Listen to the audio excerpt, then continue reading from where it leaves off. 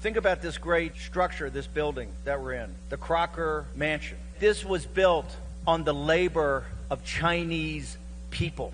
Just like if you look over at New York City, you look at those skyscrapers, you look at modern industrial society, what is that built upon? The slave labor of Lao Beijing, the noble Chinese people, arguably the most ancient of all of our civilizations that have given us science and technology, Lao Tzu, the Tao Te Ching, philosophy, a way to live one's life, is now the home for untold hundreds of millions of underground evangelical Christians and Catholics.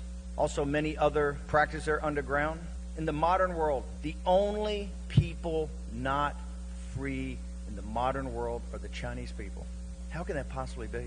The CCP are partnered with the elites throughout the world. They have an economic system that works for them. That economic system is built on the slave labor of the Chinese people. This entire world's economy rests on slave labor. Remember, the American people have always had a great fondness and a great camaraderie and a great love of the Chinese people from the founding of our republic. So when they tell them, oh, this is what the Chinese people need, this is what Lao Beijing need, we've tempered the sharp edges of the Chinese Communist Party. We're going to let them in the World Trade Organization. We're going to let them have most favored nation status. We're going to make them part of an integrated economic system. And when they do that, they're going to become more liberal. Democracy, that's what we're going to have, is democracy.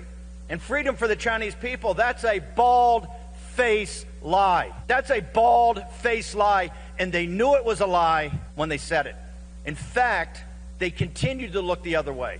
The repression really started even worse after Tiananmen Square. At the exact same time, we were funding them our most advanced technology and capital. Capital, where was that capital provided from? The American Lao Beijing.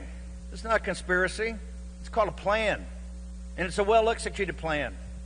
The American elites, global elites, party at Davos, they're making out better than ever. The top 1% in the world got the best gig they ever had in their entire lives. The Chinese Communist Party, the elites, not even the 92 million, but the elites, the factions that run it, and a couple of families that run it, never had it better.